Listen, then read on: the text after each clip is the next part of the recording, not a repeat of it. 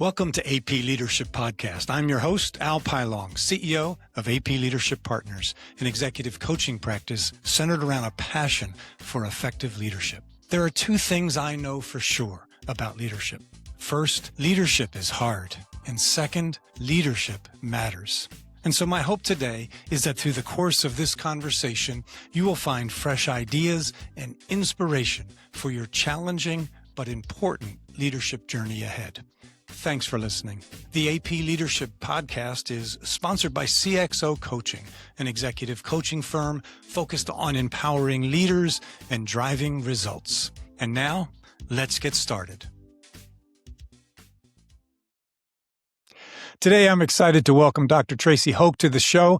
Tracy serves as Chief of Quality and Performance Improvement and Acting Chief of Population Health at UVA Health in Charlottesville, Virginia. A pediatrician and pediatric cardiologist by training, Tracy joined UVA in 2006 and has led quality, patient safety, performance improvement, and population health initiatives across the health system for well over a decade. Tracy and I first worked together during my time leading Novant Health UVA Health.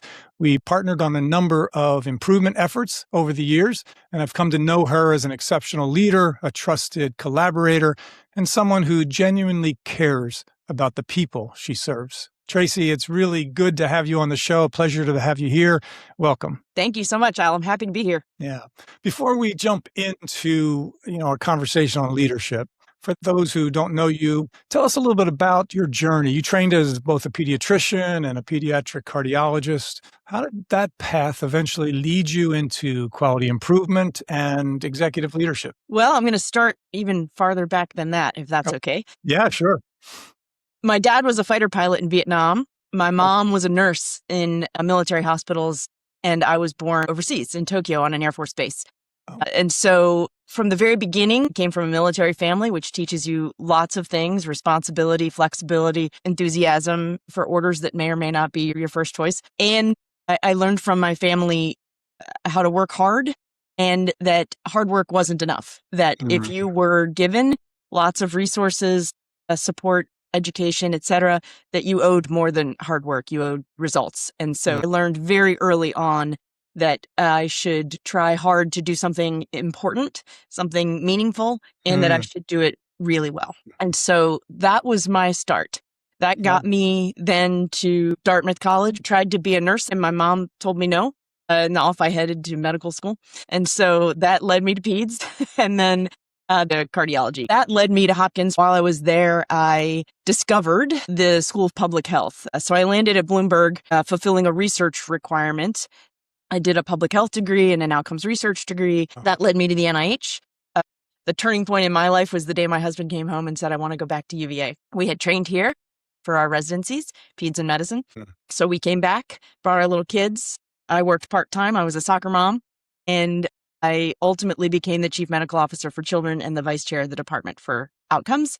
We did some really good stuff for kids. It was a bit of a fortuitous path for me, from pediatrician to cardiologist to population health expert to leader. I completed the executive program at Darden in 2012 and learned from some spectacular people how to approach leadership, and have been practicing ever since. Yeah. Wow. What an amazing story. A tremendous journey. And so really thrilled to get into this conversation on leadership. So let's start with maybe a favorite or inspiring leadership story that you'd like to share with us today. Sure. I'm going to share a story about my dad. Okay. My dad was a fighter pilot in Vietnam, as we've established.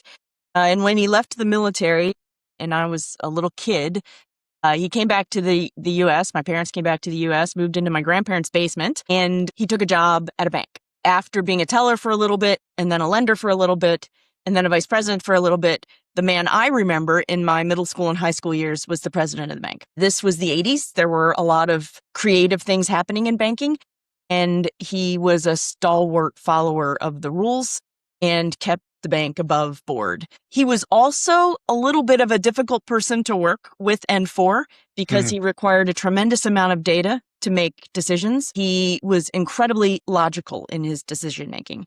And that was hard for lots of people who wanted to help or potentially take a risk. So the story I'm going to tell has two parts. The first part is that during this time, I learned how to drive. Learning how to drive meant asking my dad to borrow the car. And asking my dad to borrow the car meant a little marble notebook in the glove box in which I needed to log where I was going, date, time, miles, mileage, gas, cost, etc., and sit and review it once a month with my dad. And he would highlight anything that he thought was either questionable logically or questionable from a data standpoint. So I learned really early on how important logical arguments and data are to decision makers. And that was a meaningful lesson that has stayed with me and served me well across 5 CEOs in my career. Another thing I learned from my dad that is a little bit different is that as difficult as he was, and I know this because we used to host lots of events at our house, and young people in the bank would come up to me and say, "What's it like to live with Ken Rouse?" And I'd say, "I don't know. He's my dad. It's different for me than it is for you, but I get where you're coming from. He can be thought of as difficult." And one day when I got my first leadership job, my first real leadership job, which was at the NIH, I was in a really good position in a resuscitation studies network. And my dad said to me, as I was talking him through what that meant, he said, "Tracy, always remember to lead yourself with your head and others with your heart." And I just about fell out of my chair because it had never occurred to me that the man had a heart. He was all head, all logic, all data. And I thought about it and we talked about it more. And ultimately, I have come to understand that what he meant by that is that when you're in a leadership role, your responsibility is to be data-driven, to be rational, to be clear in your decision-making and your determinations. But it also means understanding that not everybody is always having their best day, that when mistakes are made or presentations aren't perfect or whatever the gap might be in what you think you might have delivered, if it's a good person, someone you've invested in, someone you want to continue to work with, then you owe it to yourself, to them, and to the institution to figure out what's going on and to help. And so that was a really, really important lesson for me because I was all productivity and saw myself as my grades and my roles and my titles. And it occurred to me that in order to lead people, I needed to know people better. And that has been a really, really valuable approach for me over the years. How do you balance that head and heart? Doing the right things, driving for the right outcomes, but everything we do is with and through and around people. People are the ultimate in healthcare, patient in a bed, teammates, colleagues. You know, it's a combination of head and heart. Tell me more about that. How do you balance that? It's not easy, frankly, when you're in an industry that is highly regulated and, requires performance in many, many measures across many benchmarking agencies. Yes. The least of which is your board and your fiscal performance. The way that I've tried to handle it over the years is to make really clear what the expectations are, to quantify the expectations as well as I can, to provide regular updates for me and whomever is in the performance seat, and to have real conversations when things aren't headed in the direction we expect them to go, to open up what I call professional safety and allow people to tell me the truth. The thing that I'm most afraid of is being an emperor with no clothes. I absolutely do not want to be the last one to find out that there's something afoot. And so I try really hard, even when things are going well, to give my leaders, team members, the opportunity and freedom. And I try to reward and encourage the idea that their own issues need to be a part of our conversations and the institution's issues need to be a part of our conversations, and to bring it to the table before it's too late, so to speak. I think it's this combination of transparency, a data-driven approach, expectations clear and checked from time to time, and the professional safety to have a real conversation around how this feels for the leader or the team, and or what else is happening in the institution that might keep us from succeeding. Well, let's talk a little bit more about leadership and qualities of leadership. What do you see as the most important qualities for a leader? I was actually listening to a podcast this weekend. I drove my daughter up to Ann Arbor for a program she joined, and I had lots of time to think. And this podcast put Chris Nolan and Matt Damon together and talked about the Odyssey. And so lots of leadership conversations and ideas in this space. And they said something that I really, really liked. I'm a big fan of leading from the middle. I'm a big fan of finding leaders in unexpected places in your organization. But I also believe that if you are in a pinnacle leadership role, you have to lead from the front. Yeah. You have to be clear. You have to be inspirational. You have to be in touch with your teams and your patients in our scenario. I think you have to take responsibility for everything. I tell my teams all the time that shit rolls uphill, and I'll take all the blame and none of the credit when they succeed. Your behaviors demonstrate that commitment to people to be the face and take the heat, to provide clarity in terms of direction and measurement and resources, and then to celebrate them when we do the right thing. And to always keep in mind that in this business, the right thing means the right thing for the patient and not necessarily the bottom line or not necessarily a benchmarking requirement or any of the other ways that we're measured. So I think those are some of the key qualities that have been really helpful to me. This ability to be transparent about a vision, to put measurement to it, to have professionally safe conversations around it and during the year's performance, and then to celebrate those who really, really contributed. As a leader, it's always been a challenge to balance accountability and then creating psychological safety for people to speak up and say what's on their mind and bring concerns that they have. How do you balance those things around really driving for improvement in a life and death industry? That's the magic. That's the head and the heart, right? So we look at the data, we look at the logic, we look at the rationale, we look at the performance, we look at the outcomes.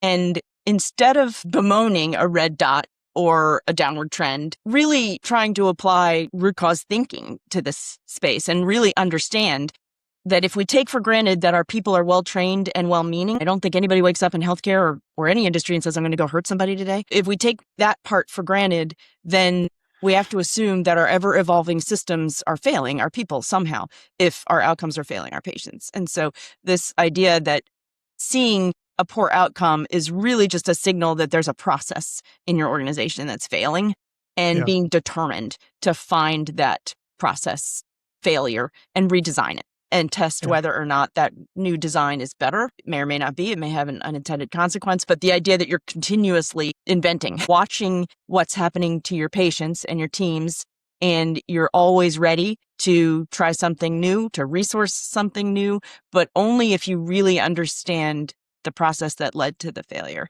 I think that's the part that we get into trouble in sometimes when we see something go wrong and we just try to put a big expensive Band-Aid on it as fast as we can without taking the time to really understand 8 steps early that the failure was actually someplace else in the organization, but needs to be managed. And I've always been in a great position in my organization in that I've had purview over every other vertical in terms of the ability to problem solve with team members. I don't stop because it belongs to HIT. I don't stop because it belongs to facilities. I don't stop because it belongs to nursing. You have a role that allows for connection to all parts of the business. But I also have always believed, and I know you believe, that the way we get our outcomes matters. And so tracking not just KPIs, but KBIs, the key behavioral indicators.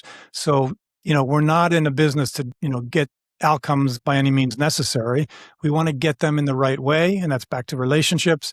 But what do you see as some of the key behaviors that you try to model and that you expect from your team? Rule number 1 in my shop is solve problems that matter. So be stingy about the things you bring forward in terms of what we might spend problem-solving resources on, what we might spend resources on fixing. So one of the behaviors I look for in my team leaders is to identify good problems, so to speak. There are things we cannot change about the world, America, our industry, and we should not be barking up those trees. We should be going after things that we can manage ourselves on our own, in our own place. And so that's one really key critical thinking element that I require in my leaders, because without that, we lead to our own version of waste, which is resourcing solutions that aren't actually going to solve our problem, and or waste of energy, pulling the team's morale down because we're mired in politics in the US or the world. So that's one of my key pieces. But also another behavior is this idea that we will do anything for our patients, that it might not be as good for us. We might have to come in on the weekend. We might have to do something differently than we're comfortable with now. But this idea that my leaders are willing to do anything for their team and for the patient.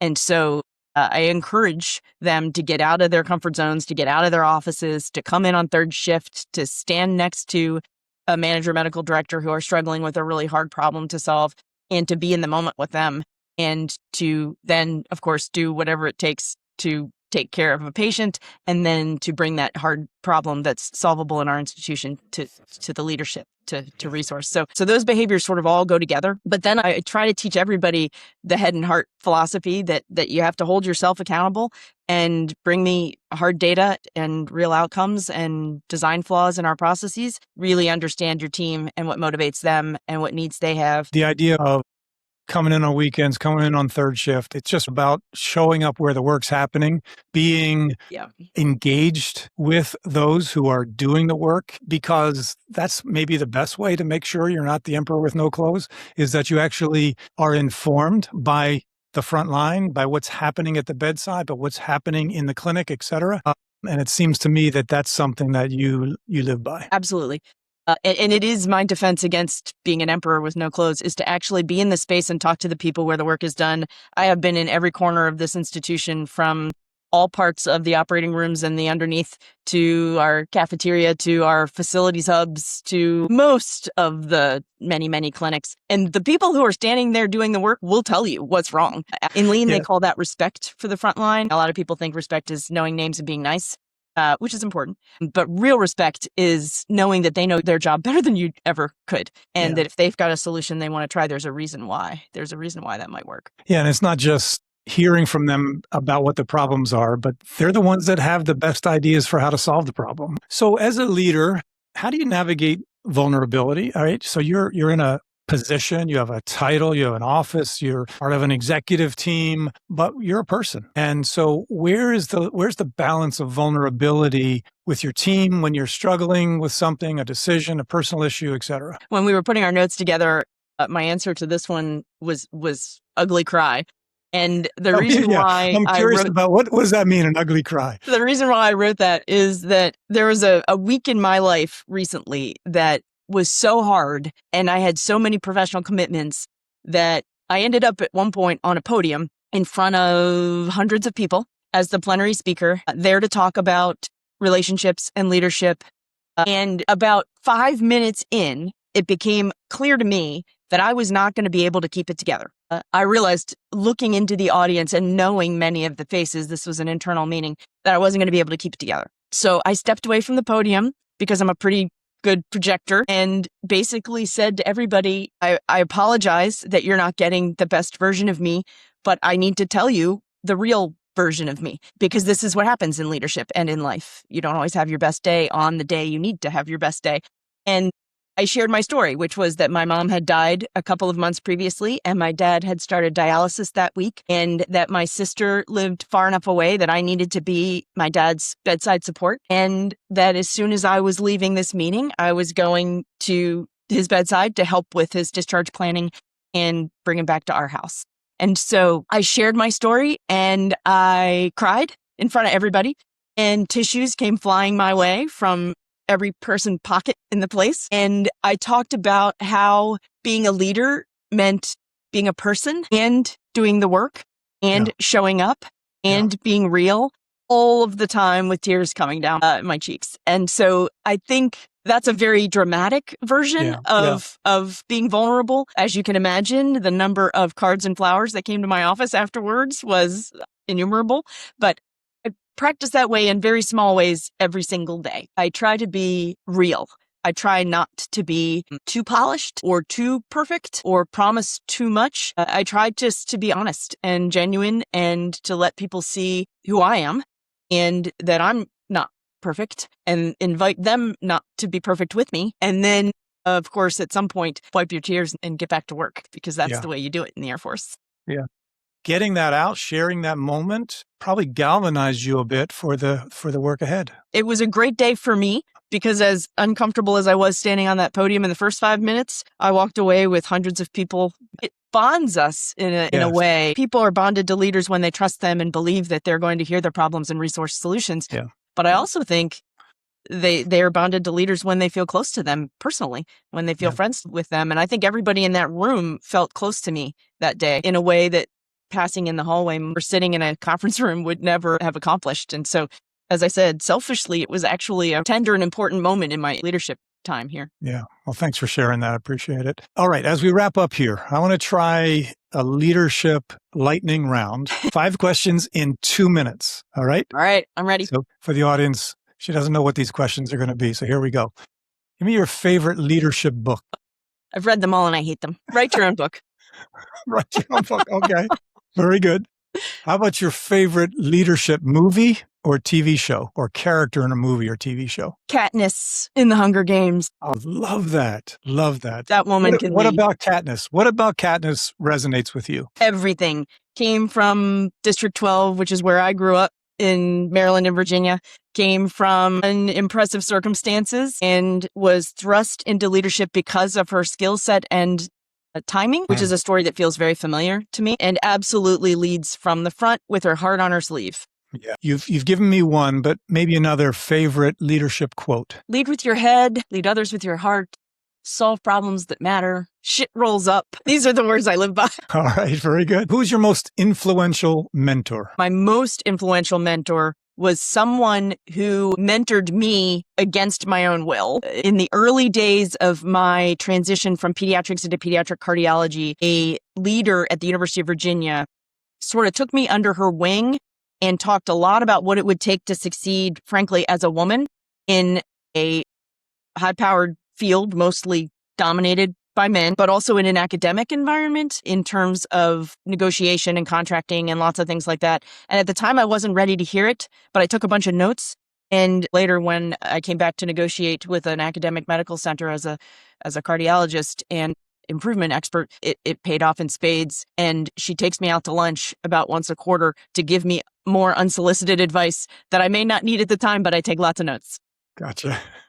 And lastly, finally, one piece of advice for a first-time CEO or a first-time leader. Don't be the emperor with no clothes. Know your people, know your business, get into every space that exists, see what happens for yourself. Don't believe that what you see on spreadsheets and conference rooms is how your business runs and how your clients or patients see the outcomes. Get into it and see it yourself. Excellent. Well, thanks, Tracy. Appreciate your insights today. Thanks for joining me. So much to chew on for our audience and for me personally. So thanks very much. Absolutely. Thanks for having me. One idea from my conversation with Tracy really impacted me. She talked about vulnerability. She shared a powerful story about standing in front of hundreds of people shortly after losing her mother while her father had just started dialysis. She realized there was just no way she could give the polished presentation that she had planned. So instead, she simply told the audience the truth about where she was emotionally. And as I reflected on that story, I realized the lesson wasn't vulnerability. Perhaps it was trust. Throughout our conversation, Tracy kept coming back to one concern. She never wanted to be the emperor with no clothes. And I know that's been a personal issue for me as well. I don't want to be the leader who's the last person to know what's really happening. That's why she walks the units, goes to the front lines instead of staying in conference rooms. That's why she creates what she calls professional safety or psychological safety. That's why she encourages people to speak up before problems become crises. But here's what struck me. Vulnerability isn't about oversharing. It's about creating an environment where truth can travel upward. Because the higher you rise in leadership, the easier it is for people to tell you what they think you want to hear instead of what you actually need to hear. The best leaders don't just ask for feedback. They lead in a way that makes honesty safe. So here's a question I'll leave with you this week. What are you doing as a leader that makes it easier for the people to tell you the truth, even when it's uncomfortable? Because leadership isn't just about making good decisions. It's about creating the kind of culture where you actually have the information you need to make the right ones. Thanks for listening. Leadership is rarely simple and it's rarely easy. And that's exactly why it matters. My hope is that something from today's conversation gave you a moment to pause, reflect, or see your leadership in a new way. Until next time, lead well.